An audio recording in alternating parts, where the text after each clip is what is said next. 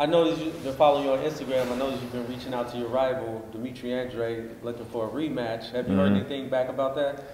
No, I didn't hear anything back about the actual fight. I mean, he got back on there. He commented some things. You know, I still commented back. You know, and I put up another post after that. Right after that, you know, what I mean, it's no need for me to duck or hold my tongue. It's no need for me to be humble about it, man. I think I can beat this guy. You know, and I love the chance to prove that again. I mean, I know he fights June 15th. It's either gonna be June 15th or June 22nd. I told his what is that? Not his promoter. I guess that's his advisor or publicist that I'm available for either of those days. So if they need a fill-in, I guess, you know, I'd be available. Why is that rematch so important to you? I mean, I feel like a lot of people look at me as a weak link, or this guy's tall, he really can't fight. I look on YouTube and I see people talk about how Alantez Foster's fight was born. I even heard somebody say, I never want to see Alantez Foster on HBO or on TV or box again, ever again. Where they put that? It was on YouTube. Some guys, a few guys said that. A few guys recognized that. Man, you know, it wasn't just Fox was not fighting. I remember one guy specifically saying Demetrius Andre towards the end of the fight wasn't fighting at all either. You know what I mean? So it was Fox going after him, initiating the exchanges, initiating the action. You know what I mean? And Demetrius Andre was moving away, and that's how I felt it was too. I mean, with one arm, by the end of the fight, I was chasing him around. You know what I mean? And I mean, like I said, you know, it's important to me to show that it was really an injury. It was a big injury in there, and that's the only reason why the fight went the way it went. That's how I feel about it. Have you watched his recent fight? I have. I watched him fight. I can't say his name. I don't remember how you say his name. I watched him fight a Russian dude that they called a stoppage earlier, but it wasn't really. I don't think that should have been stopped. But the African, the guy that was 17-0, I don't think he was any contest at all. You know, I thought Demetrius Johnson was going to stop him, but I mean, he made it through. He was sturdy enough to make it through, I guess. Does that show you something about his punching power at 60 that he wasn't able to stop him? But I mean, I'm not gonna based off our fight. I know that 160, his punching power isn't probably all it's cracked up to be. It's not there. Yeah, I can say it's probably. It may develop. He may get stronger, but I think when you get that age, you get stronger or faster. You don't really get both. You know what I mean? So if you get stronger, you can get slower. This punch still might be sharp. And let me say this too. I'm not taking anything away from Demetrius Andre. I'm not saying that he's a bum by far. He's a three-time world champion. I just don't think he's better than me. You know, but I mean, as a fighter, that's what you're supposed to say. I feel like I'm better than everybody. I don't feel like I'm better than anybody in particular. I feel like I'm better than everybody. So there isn't a middleweight out there that I don't think I can beat. Anybody in the middleweight division they name, I would sign a contract happily. Is there something you saw in the first fight where you just said to yourself, man, I'm much better than this guy? Yeah, it was. I think when I got the drop in that fight, I think it was like 7th round or something like that. When I got that drop, what I realized is this guy's footwork is so all over the place that I didn't even have to hit him with a hard punch for him to just fall on his back. Like, as a world champion, you shouldn't be falling on your back like that. You know what I mean? I feel like if I had both arms, he would have been on his back to stay. Yeah, so I think in the middle of that fight where I did drop him, when I was credited with the drop, I feel like looking at him, you shouldn't be falling on your back. You shouldn't be slipping around. It wasn't just the canvas. His footwork is all over the place. His punches are wild. I just felt like I went in there, I guess, a little annoyed, a little nervous about who it was, but I mean, that's over and done with, man. Now, it's like, what's the worst? I mean, how much worse can I do? Now, were you surprised when he dropped, or was it a solid punch? Did you feel it? I felt the punch kind of sort of land, but I didn't feel like I didn't think he was going to drop. I was surprised he was on his back. When I looked up, I'm like, come on, like, what are you doing? Like, you know what I mean? But man, like I said, the punch didn't land solid, but I realized his footwork. We realized watching him prior to the fight that his footwork wasn't the greatest. I seen him be dropped before by Vance Martirosyan. You know what I mean? So it's not like it's not like it's new to him to be on the ground. You know, I just felt like, you know, he just has, I'm not saying terrible footwork, but his footwork right then and there, and right, even in the Vance Monterosa fight, it betrays him all the time. So footwork, any other things you saw that were deficient? He throws very wide punches. You know what I mean? He has a very sharp jab. He throws wide punches when he gets, I guess, excited. You know, and he can't really fight on the inside. I know that's probably funny coming from me because I'm 6'5", but he can't really fight on the inside. And I probably could fight on the inside with him better. I mean, if you look at our fight, I think might have been between round 6 and 8. He excuse me, he came in, I guess, to finish me, thinking he was gonna finish me, and he came on the inside like, oh, I'm gonna get on the inside, get him. And I guess he realized, or his father, if you look at the fight, his father realized this guy isn't dead. He isn't dead in the water, man. Go back to boxing. Let's go ahead and win this fight. We got it in the bag. Let's go ahead and win this fight. And that's why he started boxing like he was. But he can't fight on the inside for real. He don't really have an inside game. I don't think he's like I said, I don't think he's strong enough for the division. And I think he's too small. I just think he's too small for the division. Besides Andrade, are there any other boxers you want to fight at middleweight? Lemieux, Danny Jacobs, Canelo, I mean, Charlo. I see Peter Quillen and Caleb Truax about to fight this weekend. I mean, I would have taken any fight with that. I would take a fight with either one of those guys. Quillen back down to 60 now. Okay, because I know he's fighting at super middle for a while. Lemieux, I would have loved to fight Lemieux. Never got to turn me down. Lemieux, Centeno, these guys. Quillen turned me down. All these guys are turning me down. You know, they don't. It's like if you don't have, if you do have a loss, or you don't have big stock, I guess they're not trying to fight you and risk their own legacy. But I mean, that's, for lack of a better word, that's pussy to me. And you pitched the fight to these guys too. I mean, I've heard my advisors pitch fights to these guys, and they've turned down. I've heard these too tall. We're not gonna fight that tall kid. Why? Why fight him? You know, I mean, it is what it is. I don't see a reason not to fight me, but at the same time, I do see a reason not to fight me. Do you feel like you have to move up, or stay at middleweight, or what do you think you have to do? I mean, I know I can make middleweight, so I want to stay at middleweight, but I mean, a 168 fight isn't completely out of the picture. It isn't off the table at all. I mean, that's what has to happen in order for me to get an opponent. I guess that's what I do. I feel like my height translates a few divisions. You know what I mean? Almost up to heavyweight. I just can't get that big. You know what I mean? But I mean, at 6'5", you know, that's a height for many divisions. So we'll see what has to happen. But as of right now, I'm a middleweight. If they need me to fight super middleweight, I'll fight super middleweight too. What's the highest you would be willing to go? Right now, super middleweight. Super middleweight. Yeah. So coming up, we have a middleweight match that pretty much should be the fight of the year. Jacobs and Canelo. What are your thoughts on that fight? I really like Danny Jacobs, and I really like Canelo. If I had to pick, my money would say the younger, more, you know, just the younger fighter, the younger, you know, more, I guess, exciting fighter. I can't even call him more exciting. Just the younger fighter. If I had to pick, I would go with him. My heart wants to go with Danny Jacobs. I like Danny Jacobs. I respect Andre Rozier. I respect their trainer. I respect Danny Jacobs as a boxer. If you look at Danny Jacobs, a lot of times he has supreme boxing ability, but at times if he hurts you, he'll throw all that out the window to try to get at you. And I mean, I respect it, you know, because you have a punch, you got a hell of a punch. But it's like, bro, don't run into punches, bro. You know what I mean? Like that's actually how he got dropped by Sergio Moore, going in there trying to think he's gonna take Sergio Moore out, and Sergio Moore dropped him with a hook.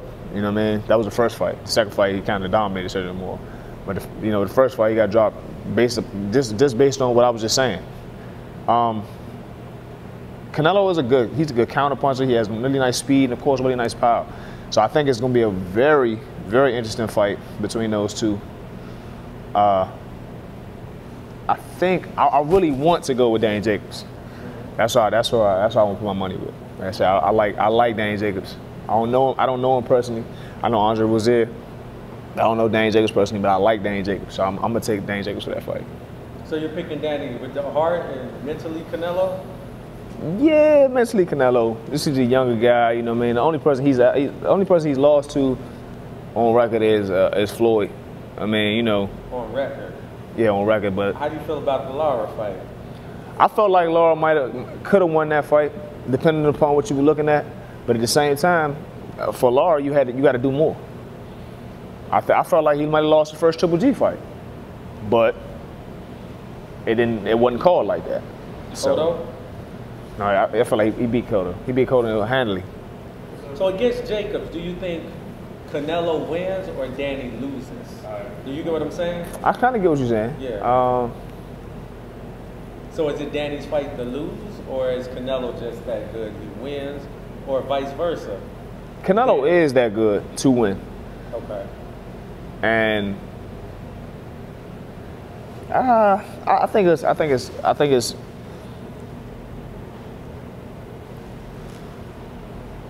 Danny. It's a Canelo wins that fight. It's not a Danny Jacobs loses the fight or anything like that. Like, he has skills and everything, but that night the better man is gonna win. I'm not saying by far that Canelo is just gonna demolish Danny at all. I feel like it's gonna be a hell of a fight. But I just gotta go. I'm going with the younger guy. That's all. Can Jacobs win a decision? Yeah. Cinco de Mayo in Las Vegas.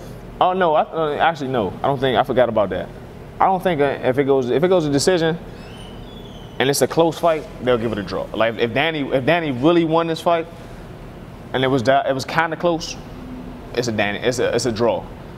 Danny would have to like drop him twice.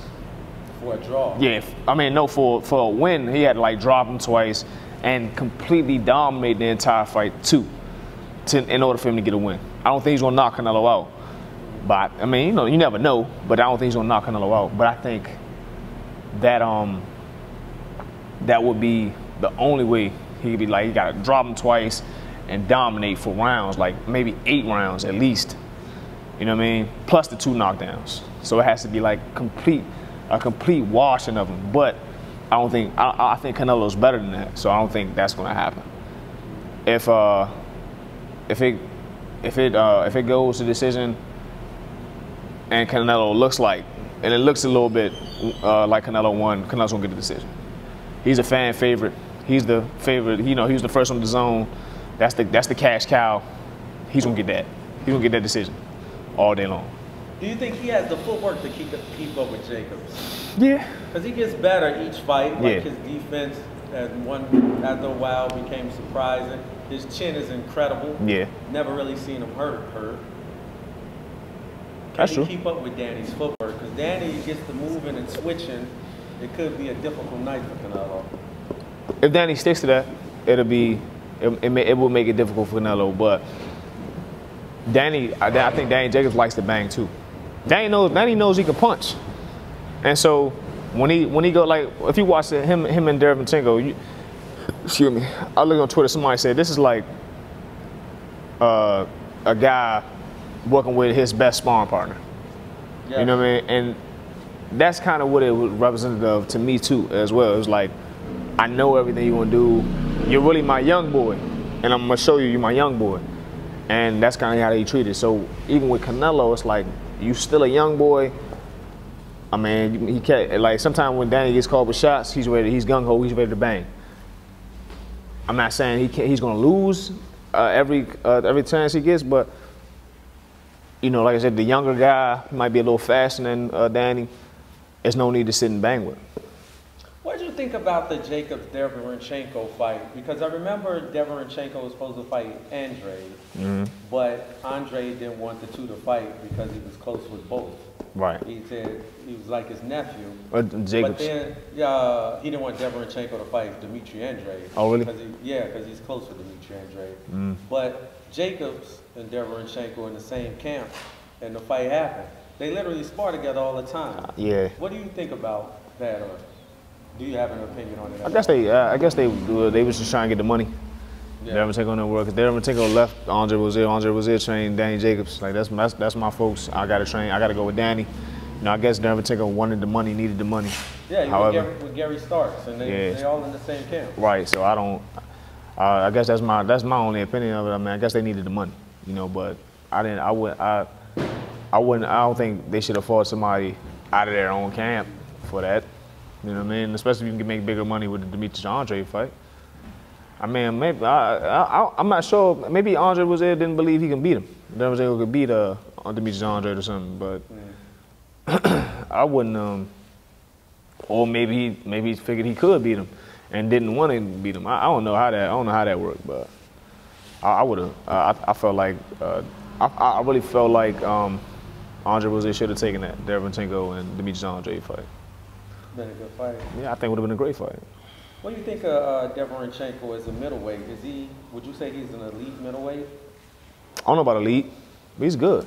He's a good fighter. He's definitely a good fighter. You know, he's definitely technical. He has he's not super fast, he's not super sharp, but he's sharp. He's to the point he knows he's efficient. He knows what he's going to do, what he's going to land, what I want to land. He goes out there and executes the game plan. So I respect that. I like that. So who are your top 5 middleweights? Alantez, no. I mean, I'm not sure, man. You know, like I said, I want to consider myself one of the best, you know what I mean? But I guess if we had to look, barring myself, in no particular order, I would go Canelo, Danny Jacobs, Triple G. You gotta put Andre in there, and you gotta put Billy Joe Saunders in there. You gotta put Billy Joe Saunders in there. I mean, he was reigning with that WBO belt for a long time. So most of the top middleweights are with DAZN. Would you be willing to go with DAZN? Of course. To fight with them? Of course. That's where all the money is. I'm gonna get good, big money for it and good money for it. Why wouldn't I? Why wouldn't I go cash that check with them? What do you think of the DAZN platform compared to boxing on network television? I think it's nice. You know, they cornered the market on boxing where, you know, we want to show boxing here on its own platform, on its own thing. But I also like the PBC platform where boxing is being shown on mainstream television more often. That's an amazing thing. That you're gonna build more. You're gonna build more. I feel more fans, more casual boxing fans are gonna watch fights that should be on pay-per-view but are on regular TV. I can just access it when I want to. So that's a pretty nice, you know, that's a pretty good thing. But I like the DAZN. I like the DAZN platform as well. Plus, I like the paychecks they give out. They do give out massive paychecks, brother. If they want to give me a paycheck like that, I'd love to be over there. You hear that, DAZN? Tell them you want that. DAZN, Eddie Hearn, we love to be over there, you know. Contact Mike Burrell, Lou DiBella. We love to be on DAZN. Have you ever thought about approaching them or going overseas?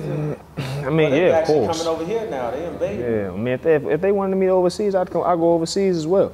I have no problem with that. I have no problem with some fighting on DAZN overseas, fighting on DAZN here. It doesn't matter to me. As long as they send me a contract, we get good money, my team gets paid, and I get fight. I build my legacy. I'm good with that. That's the point now. Is build my legacy, build my brand, build me, and you know, make me a household name. So give me the 5-year game plan for Alantez Fox. So within the next 5 years, well, the first thing this year is get a bigger fight, get a big fight with a big name to showcase my talent, to show that I'm back. I'm here still. You know, I'm still a force to be reckoned with. That's within this year. I can get 2 of those. I'm fine with 2 of those.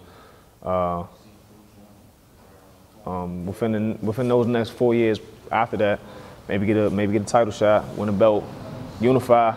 Within the year after that, fight some more big names, man. Like in 5 years, I'll be 32.